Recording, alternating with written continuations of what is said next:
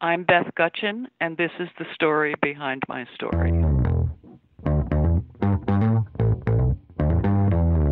You're listening to the Author Stories Podcast, bringing you the story behind the stories and the storytellers. Margaret White, Terry Brooks, Sheena Kamal, Matthew Quick, JT Ellison, Walt D. Williams, Brad Thor, Corey Dr. O, Brandon Sanderson, Robin Mom, Ernest Klein, Jim Butcher, Sherwin Harris. Visit hankgarner.com for archives of all the shows. Today's guest is Beth Gutcheon.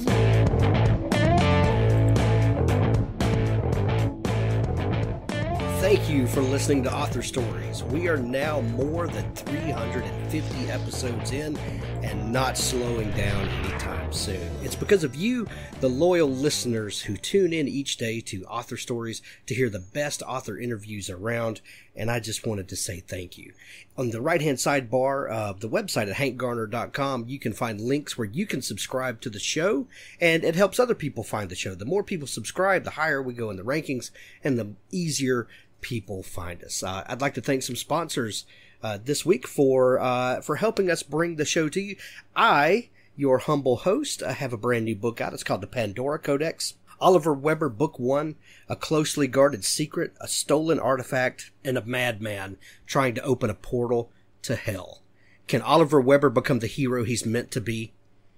Pick up the Pandora Codex now. It's the first book in the Oliver Weber series. The second book, Jacob's Ladder, comes out very soon. Go ahead, dig into this series. Grab it now. You won't be disappointed. My friend Patricia Gilliam has a new series called Series Craft 101, and she has a series of books, the Fictional Character Creator Workbook, Setting and World Building Workbook. If you are looking to put together a long-running series like Patricia has done, these are some things that she's learned and that she can help you to get on top of that makes managing a long series much easier. Go check it out. There's a link in the show notes, and we'll be talking about it more. Bokera Brumley has a new book called Imani Earns Her Cape. It's a middle grade novel. You might have heard us talk about it on the show just a week or so ago when Bokera was on. 12-year-old Imani should be celebrating the most important day of her life by eating myrfruit, casting flying spells, and laughing with her mother, but there's just one massive problem. Her mother's been kidnapped by a giant troll, and now Imani is lost in the Fey realm with no way home back to Virginia. Completing her rite of passage alone is inadvisable, but if Imani doesn't want to lose the only family she's ever had, she may have no choice. Transportal train travel, underwater cities, submarines, sea dragons, and unexpected family all combine in Imani Earns Her Cape. Thanks for listening to the show. At the end, as always, we have an audiobook clip from my friend Richard Gleaves, the Jason Crane series.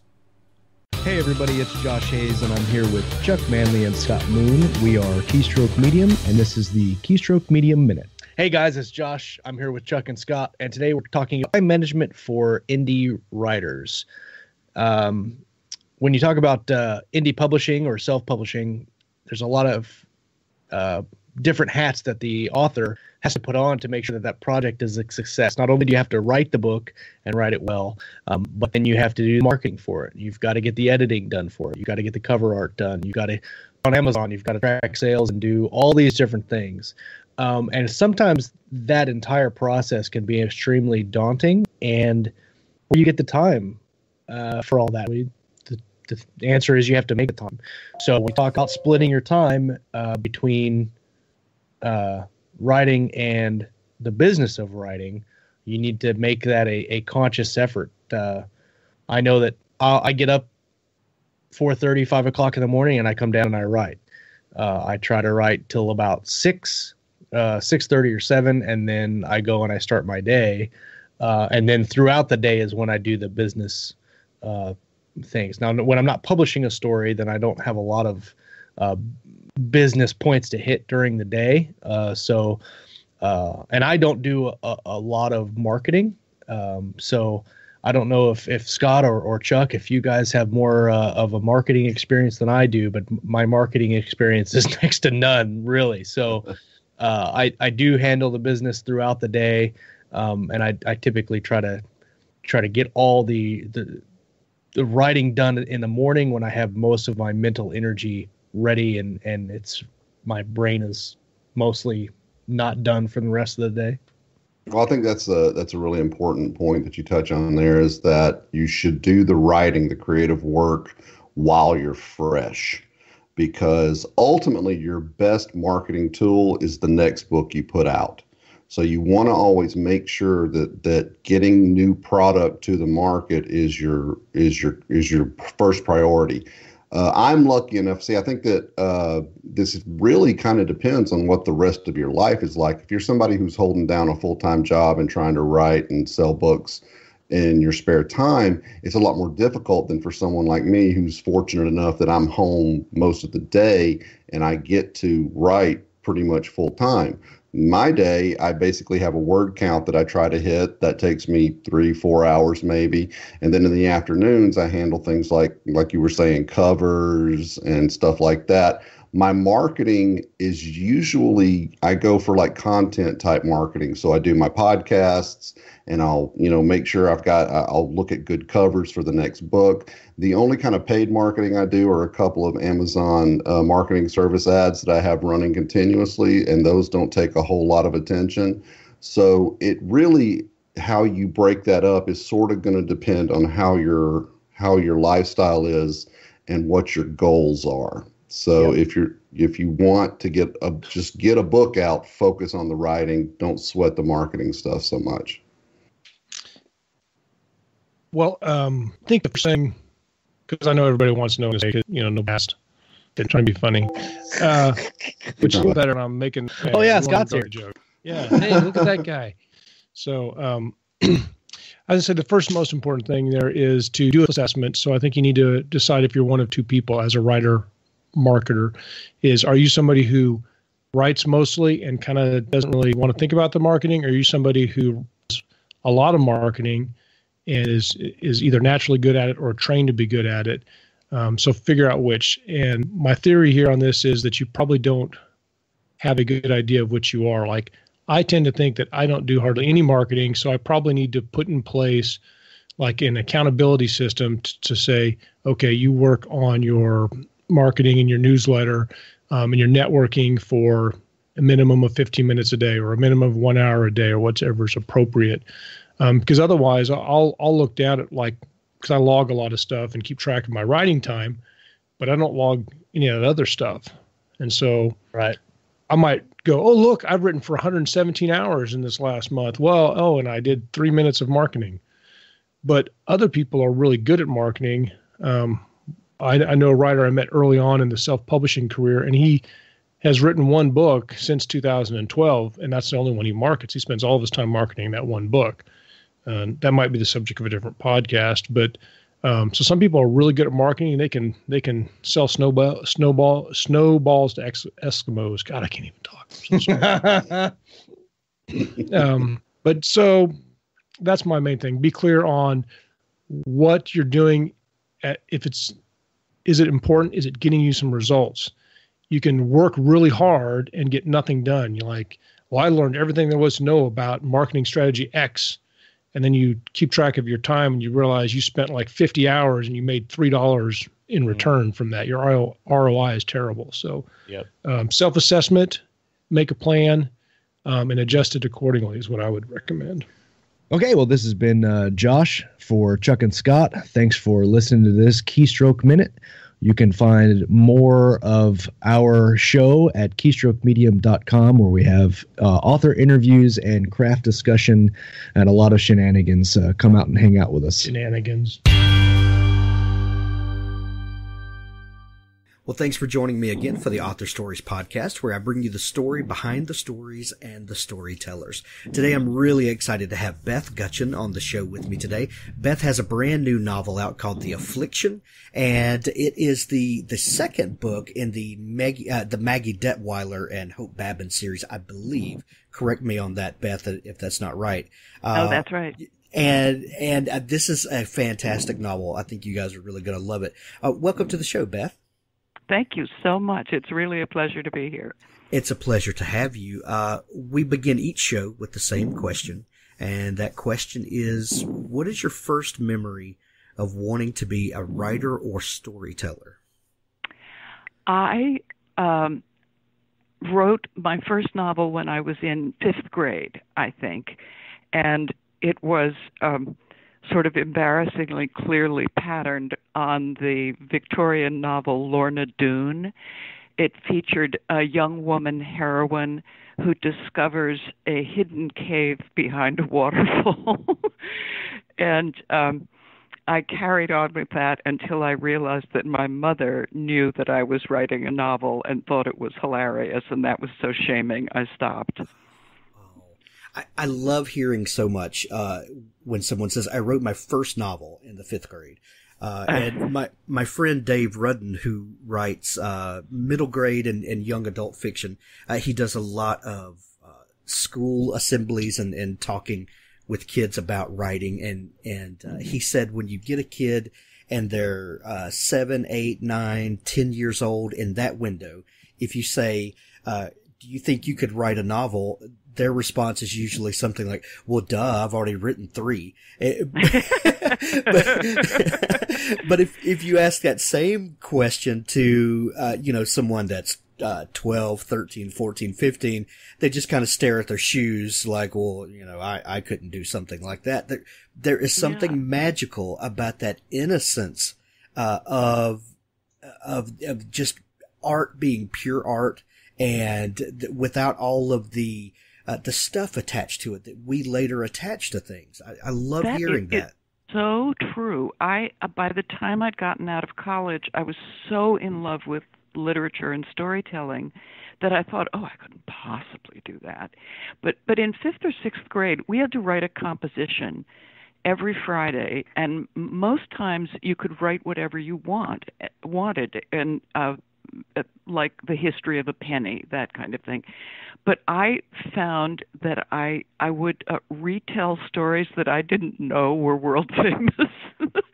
I saw the movie Lost Horizon, and I just thought that was the best thing, and that no one would know if I wrote a story about just like that.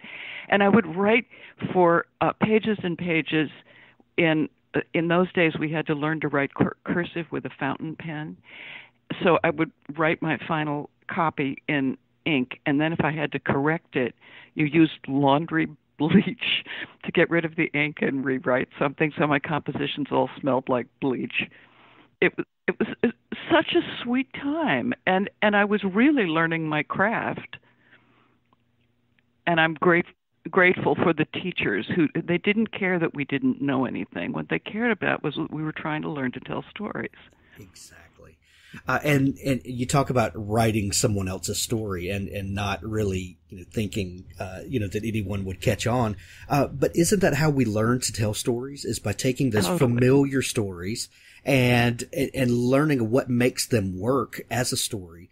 Then eventually putting our own twist on it, and then eventually telling our own stories. But the kind of archetypal stories have all been told already. Now it comes down to, what is our interpretation on those? What is the way this particular writer sees the world? And we rarely read a book that has never been done before, but we can often read a book that's never been done this way before. True. So when did the love of writing come back after you had kind of gotten over the embarrassment of your mother maybe not taking it as seriously as you did? When did that come back to you? And when she died, which she lived to a very ripe age, and she kept everything, I discovered that when she was in high school, she had expected to write fiction. There were short stories and there were rejection letters, and so that had something to do, I think, with her thought that Beth can't possibly do this. Actual people can't possibly do this. I didn't dare to come back to it until I was in my very early 20s. I was living in New York City in the neighborhood that we now call Soho, but before it was legal and way before it was Soho. And it was a strange and lonely but very romantic artist's existence. and I was actually having quite a career teaching about the studio, what we now call the studio art quilt movement. I began making patchwork quilts and writing about how you do that. It was a craft that had died out after the Second World War and was reviving. So I had come to understand that I could write fine and that I was publishable, and I had a couple of books out on these subjects that had never, well, on these nonfiction subjects. And then at a certain point, my husband and I had a deal where if each of us contributed a certain amount of money to the household every month, and if you could earn enough by whatever you were doing to save past what you owed monthly to the family nut, then that was yours. And I saved enough to take 6 months off and see if I could write a novel. This is when I was about 28, and it was so hard that I expected to fail, but I didn't. How wonderful. What did you study in college? Oh, English literature. Oh, and in that day, it meant English literature. It wasn't American literature. I had to discover Willa Cather and many other American heroes on my own afterward. So after studying English literature and then going through this kind of artistic blossoming and going through the things that you did, what was that first novel that you wrote? Did all of your influences culminate into this, or was this something completely different? What was that first inspiration? The first, at that point, I was lucky enough to have an agent. It had come about in a funny way, and as I know you know, the agent is the most important piece, that relationship with somebody who is really on your side and really wants you to succeed. So I had an agent, and she used to refer to a certain kind of book as For Women Who ... book.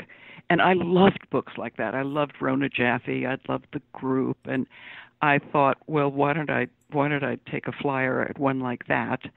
And the other thing I think is probably quite common in first novels, especially by writers who don't really think anyone's ever going to read them, is revenge is a powerful motive. I had gone to a girls' boarding school that I've come to be very, very proud of, but at the time I hated it. I probably would have hated anything. And I had things I wanted to say about that experience. So it was 4 women who had met at a girls' boarding school. So it was it a bit of a catharsis for you? Oh, yes. Yes, it was wonderful fun to nail the teachers who I had grudges against, and to paint portraits of girls who it was kind of modeled on a lot of F. Scott Fitzgerald I'd been reading. And he said in a memoir writing to Edmund Wilson, he said, "It was fun when we all expected to live together or die together, but none of us anticipated this awful loneliness." And I was not especially lonely, but I was very moved by that sentiment, so I wanted to do a portrait of how it felt to us to be young and all together, and where life was then going to take people that they hadn't anticipated. When you write, even if it's fiction, about a particular time and place in your own life, and a lot of us in our early work, because we write the only things that we know, we start kind of digging through those personal experiences. When you write a book like The New Girls, and then become so involved with the school that you were kind of writing about, is that ever an uncomfortable situation? Well, in the case of The New Girls, it was you should sort of picture me ripping sheets of paper out of the typewriter, laughing, balling them up, throwing them into corners, starting over again, because of the great freedom of thinking no one would ever read it. Once it was in print, it was very, very uncomfortable for me to suddenly think, oh, my Lord, I hope my English teacher doesn't read books like this. But so after that, I learned to be much more careful about painting pictures of things that others could recognize, because there's no need for it. I'm perfectly capable of making things up. I just didn't know I had to in that first situation. Right. What year was that first book published? It was published in 1978, I think. I think I started writing it in about 1976. And that book is still in print, yeah. As I believe all of your books are still in print. Yep, they are. Which is a feat in today's publishing climate. Thank you for knowing that. That's true. Well, absolutely. There are people that wrote books less than 10 years ago that are out of print and have been relegated to the to the dustbins of publishing history. And that is no mean feat that a book that you've had such a long and storied career, and that your books are, and I don't mean this as a slight, that are still relevant, and that the publishing industry believes that they're still relevant. That is a feat any author would relish. I'm very grateful to have been supported the way I have. Absolutely. So how did you follow up The New Girls? Well, I wrote a book that I got the idea for a book that just took the heart out of my body. And it was very different from The New Girls. My publisher and my agent were all settling in for me to have a career writing novels of manners, comedies of manners, gently satirical novels about realistic situations. And a thing happened in the neighborhood where I lived, which galvanized the whole city, which was that a little boy whom we had all known disappeared on his way to school. And I was out of the country when that happened. And when I got back, the neighborhood was already growing. It was old news to the neighborhood. And my first experience of what was happening to this family was hearing people standing on the street looking at the poster where first there'd been a picture of this missing child and it said missing across the top. And then the family had gone around and stamped still across the picture, meaning he's still missing. This story isn't over. We're still. And that's I powerful. Would hear people. It's so powerful and so devastating to me because it was totally new information to me. I'd been abroad, and this was before the internet, and things that were happening at home locally weren't easily known. And people were standing looking at those posters and saying, yes, we know, leave us alone, we care, but we can't help you. And I thought, oh, these poor people. And any grieving family in a situation like that whose only hope is for people to keep caring. So I decided to write a novel, and it happened that I was the mother of an only child who was just at a critical age, so that the idea of this little boy disappearing just was harrowing for those personal reasons. So I conceived of a story that would be a parable of faith, oh Lord, I believe, help thou mine unbelief, and a police procedural, this child is missing, how do you go about looking for him? And a story that I wanted to use my skill to force the reader to put him or herself in the position of the family, to make it so that they couldn't turn away and say, yes, it happened to you, it could never happen to me. So that was the book I wanted to write. And my publisher thought it was a horrible idea, that it was too depressing, that no one would read it. And my agent thought the same. But they said, well, Beth had quite an unusual success with her first novel. Usually there's a kind of a dip in the action when you try to follow your first novel. Let's just let her do it, and then we'll get her back to the kind of book we think she should be writing. And instead, the book had a real life and made an impact and made a difference. And became, I'm sorry, go ahead. And became a movie which changed my life in other ways, some terrible, some very good. Without a Trace was that movie, right? Yes, yeah. I remember that movie. I remember my mother watching that movie, and I remember she and my dad talking about it. And that movie has I guess I was about 11 or 12 when it came out, and had such an impact on our family. It's amazing. So you wrote the screenplay for that as well, didn't you? Yes, it was an amazing experience. The producer, my agent had an auction for this novel set up where there was a lot of interest from Hollywood, and the way the auction was to be structured was that the producers who were interested would all get the manuscript on the same Friday, and then they would have it over the weekend to read it, and then on the Monday, if anyone was interested, they could call my agent and start bidding. Well, the Wednesday before the auction, the producer, Stanley Jaffe, walked into my agent's office in New York and said, "I want to buy Beth Gutcheon's novel."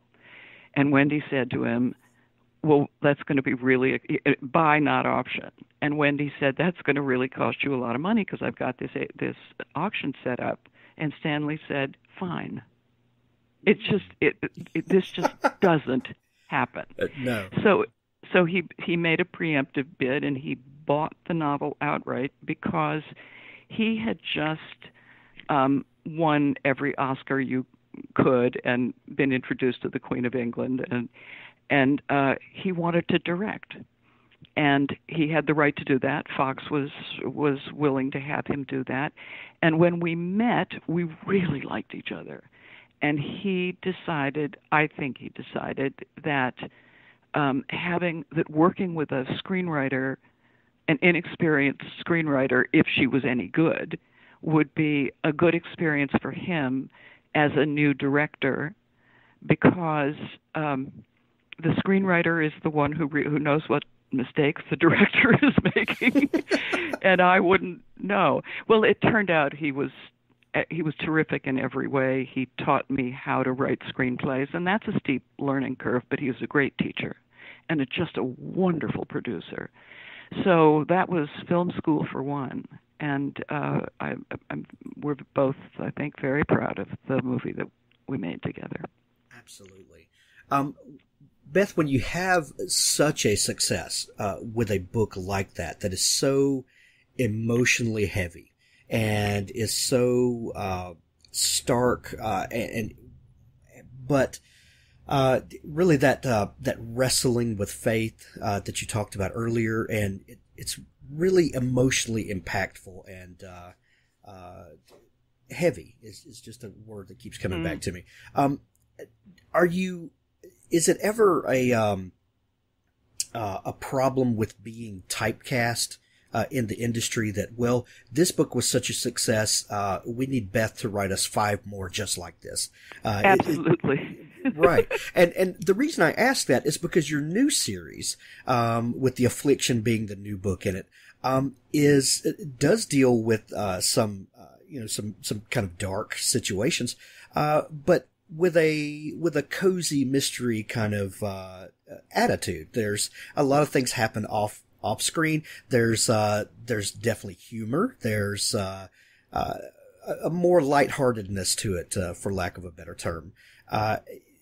When you say that you do run the risk of kind of getting shoehorned into doing things like that, how do you break out of that and still tell all of the different kinds of stories you want to tell, and still, get to play in the sandbox? I think as after Still Missing and Without a Trace, there was kind of a long break in my life. My marriage had broken up. We were both freelance in the arts, and it's just too hard when one of you has a big public hit like that.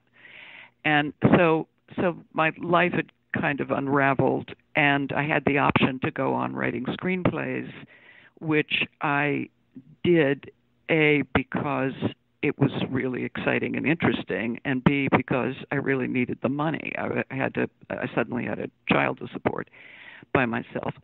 So there was a long break between Still Missing and my next novel, which was called Domestic Pleasures, which was a social comedy and a love story. So the break was bad for my career as a writer. I had to kind of start all over again, establishing Beth Gutcheon as a novelist, but it did give me the freedom to just write the kind of novel that felt natural to me at that moment in my life. Gotcha. And then no, go ahead. I'm sorry. No, after that, well, it turned out I had a lot of different kinds of novels that I wanted to get to. More Than You Know is a ghost story, and Leeway Cottage is an historical novel about the rescue of the Danish Jews. And somehow I have been blessed that my publishers seem to be willing to let me do whatever I needed to do at the time. I love that, because that is, it's so competitive now. And I think some of it goes to the fact that a lot of bookstores have disappeared. And now Amazon is really the 800-pound gorilla. And so when you're selling books, you really have about 3 seconds to sell a book to someone who's browsing through the website, unless they hear about it, an author or a book on a podcast or something like this, where we can kind of have a long form conversation. But if someone's browsing on Amazon, you literally have seconds to grab them by the cover or the description. And I think the temptation there is to get people to write the same thing over and over again, because if they recognize your name, they'll absolutely, they understand the next thing coming up. But that is so detrimental to the life of the artist. And because I don't read the same kinds of things over and over, I read all sorts of genres. And that's why I try to have such a diversity of guests on the show, is because we can all learn from each other. If I'm writing science fiction this week, I can definitely learn from a cozy mystery writer or a romance writer, because the gamut of human emotion is all over the place. It is really true. Yeah. And I love the conversations you have with writers, because it brings out that there really are differences in the way you handle storytelling given in a particular genre. But it's so interesting to hear writers who write in all these different forms talk about exactly what the form requires of them. Right. And as you say, we sure don't get that in 3 seconds on Amazon. That's right. Well, a guest I've had on a couple of times, Dan Wells, writes primarily kind of horror and then some YA dystopian.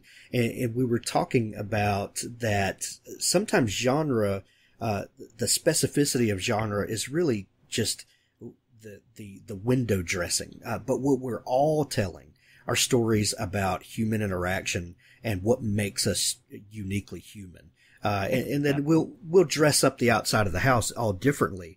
But that's why we come to a book. We want to understand ourselves and the people around us better.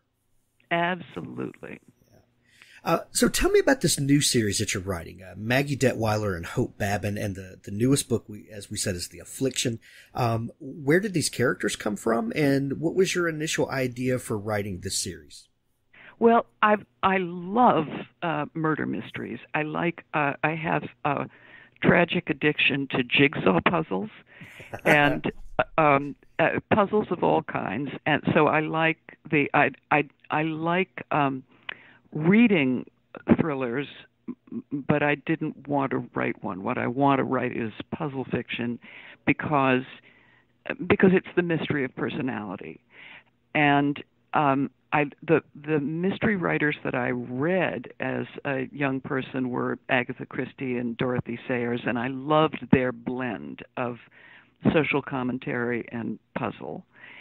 And I also really enjoy, the cop shows that are all about forensics and such, but I don't happen to know anything personally about forensics. And the characters, I don't know if you will have known this or not, but my first novel is a school novel, and then I wrote a novel called Saying Grace that's set in the world of school, and there's really a reason that novelists love writing about schools, because they're moral universes. You can, with many constituencies and many competing interests and self-interests, but you can understand the effect that one character's nobility or selfishness or whatever it is has on the rest of the community. So, and not entirely incidentally, the man I'm married to is a former school head and a current 8th grade homeroom teacher. So I spend my days alone telling stories, but then the world of school comes through the door when he gets home at night, and it's just fascinating. So the reason Maggie Detweiler is a retired school person is, here's my theory, that work changes all of us, and my work is so solitary that it's made practically a hermit of me. And working in finance or being a lawyer or any of those things affect people in certain ways. They exaggerate some talents and wither others. And the one profession where that's not true is in school, because school people just use all their stuff all the time. Their emotional intelligence, their morality, their spiritual lives, their educations, their brains, all of it. So I wanted my investigator to be somebody like that, who's going to solve problems just with her emotional intelligence and her social capital, that if she doesn't know how to find out a particular kind of information, she knows somebody who does and who will be happy to help her. And I thought it would be fun to identify with a person who, so that solving the crimes she has to solve, she does it the way you or I would do it. She walks in and says, something isn't adding up here, and I'm going to start thinking about it. I love that you described it as puzzle fiction. I think that's one of the best descriptors that I've heard in a long time.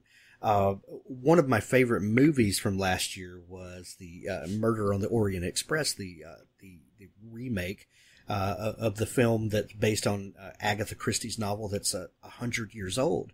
100 years old. I love that one. I know, and it was such a fantastic movie. I took my kids to see it. The whole family went, and I have teenagers and young adults, and they all were captivated and fascinated by this 100-year-old story. And did they know what the ending was? They didn't. Oh, good. They didn't, and so it was as much a surprise. And these types of stories are timeless. They really hold up, and setting may change and all that, but we all love to unravel a mystery. And so I love that you are writing in that vein again as well. The other thing I've been thinking about, this is a memory that from way back that just came back to me. Are you too young? Do you know about a play, and it was a movie from the 50s, but it's kind of a classic, called The Bad Seed? I've heard of it. I might have watched it when I was younger, but I don't really remember. My mother in the 50s brought into the house a copy of the stage play. It was published as a book, the play. And I read it and was just fascinated. And then it was made into a movie, and I made her take me to the movie, although I was really too young and it wasn't very appropriate. But it's about a mother whose child is evil. And she seems to be, she's bright, she's precocious, she's sweet, and she's a murderer. And it's called The Bad Seed because it's the great question of, is this nature or nurture? And in this case, this kid was just born bad. And it's a subject that has fascinated me my whole life. And in these new books, especially in The Affliction, the question I'm trying to answer has to do with sociopaths. That there really are many more people among us than we like to think who do not have any capacity for empathy. And the reason they exist among us is a million years ago, the species would have died out if we didn't have members of the tribe who could kill without being wrecked by it. Or just, so the people who study sociopaths think that it may be as many as 1 in 25. And they're not all murderers, but they think that moral behavior is stupid. They think that others are lying when they claim to be shocked by lies. They don't have a normal feeling. They don't sympathize. They don't grieve with others. They don't love. So what do they do to keep themselves interested? And that's what the affliction is about. So we're dealing with psychopaths or sociopaths. What is the opposite side of that situation that maybe you're wrestling with in the writing of this? Are there any other big themes that you hope readers take something away from? Well, there's the issue of there's the issue of guns, and again, the nature-nurture question. There's a child in the book who is not all right. He's disturbed and disturbing, and his mother, who's a teacher in the school where the book is set, has tried to deal with him by saying he just needs more. He just needs to be homeschooled. He just needs others to understand that he's really XYZ. So I'm dealing with that question where, with all these school shootings, who are those kids, and what if anything could have been done, and what should we be doing now? So that's a big element. And obviously things that we need to be wrestling with and trying to come to some understanding so that things can change. And fiction is the perfect place to work out some of those heady topics, I think. Mm-hmm. Although, as you said, I think of this book as very funny. Exactly. It's supposed to be light, and that's sort of what Hope is there for. It's always fun when she walks into the room. I didn't expect that, but here she is. Is that a conscious effort to balance out the two characters? Not at all. I gave her Maggie. I wanted to give her a well-heeled sidekick because I'd seen how Laura Lippman and other writers whom I enjoy handle the fact that if you've got a sort of freelance investigator and she suddenly needs to charter a plane, she has to have a rich friend who can do that for her. So I just decided that Maggie would need Hope, and Hope then just walked in and started inventing herself. I had no idea she was going to turn into this sort of anti-Mame character, but I think she's a lot of fun. I love that. Are we going to see more of these characters in the future? Well, they're up to something. You may have noticed that Hope seems to be moving back to New York, and they've gotten very involved with the art world. But I don't think that's where they're going next. But beyond that, I'm not allowed to talk about it. Well, I was going to mention that Maine, the setting. In the first part is very much kind of a character in the book. So you're moving them out. How do you do the? Well, I won't ask you that because that's going to ask you to reveal too much. But we love the characters and we can't wait to see what's going to happen next with them. Obviously, they are you're pulling from all of your life experiences and the boarding school and your time in New York, and I can't wait to see how that filters into what's coming up next. Thank you very much, Hank.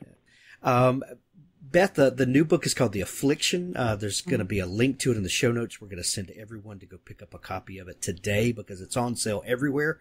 Where can people find you online if maybe they're just discovering your writing, God forbid now, but want to learn more about you and keep up with what's coming up with you next? There's BethGutcheon.com. That's my website. And I'm on Facebook as Beth Gutcheon Author. I think that's all one word. And I'm on Instagram as Beth Gutcheon. And Gutcheon is spelled Gutcheon. Yes. For those listening and not reading the show notes. Yes. Wonderful. Beth, thank you so much for taking time to come on the show today. Thank you. I enjoyed it so much, and thank you for what you're doing, Hank. It really matters to writers and readers. Thanks for listening to the Author Stories podcast. For more great author interviews like this one, go to hankgarner.com and dig through the archives. There's something there I know you'll love. Now stay tuned for a special audio clip from Richard Gleaves' The Jason Crane series. They made instant coffee and laid blankets over a pile of hay. He helped Kate pull off her boots. She volunteered for first watch, but Jason couldn't sleep. "Talk to me?" he whispered. Kate sipped her coffee.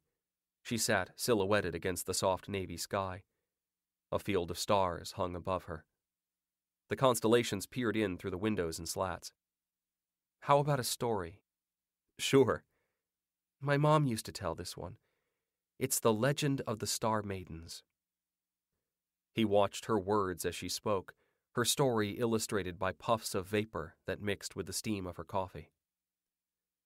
"Long ago, a Mohican brave became lost in this valley. He'd followed a red deer deep into the woods, but the deer had vanished, and as twilight fell, he lost his way. He searched the heavens.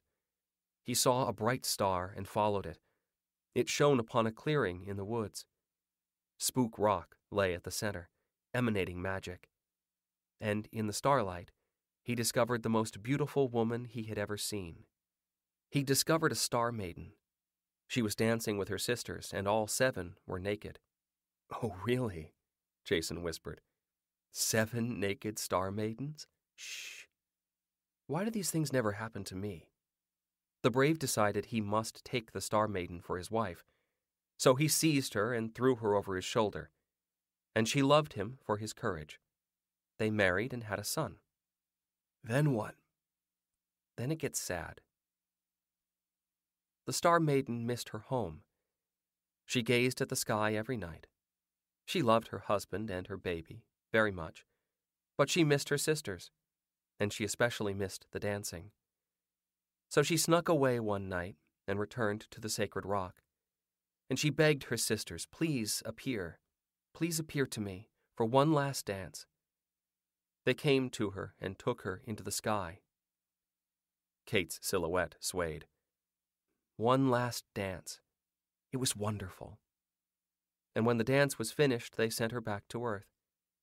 She thought that she'd been away for only a little while. But that one dance had taken many, many years.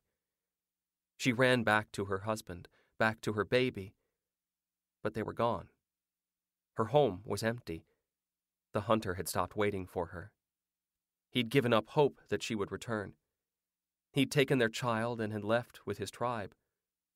One last dance had cost her everything, and she had no home at all. Jason could sense something roiling inside Kate, some brew of feelings that the story had stirred. He wanted to leap up, to grab her and carry her off, his star maiden and wife. She climbed up to Spook Rock. She heard no music, only wind. She died there of her grief. She dwindled and lost her star form. She became a will-o'-the-wisp, fluttering between the trees. And see that constellation? The Pleiades. Those are her 7 sisters, watching down from heaven. And, to this day, if a girl has lost her true love, she can go to Spook Rock and dance, and the star maidens will bless her. They'll grant her one wish, any wish at all, except one. They can't make her true love return.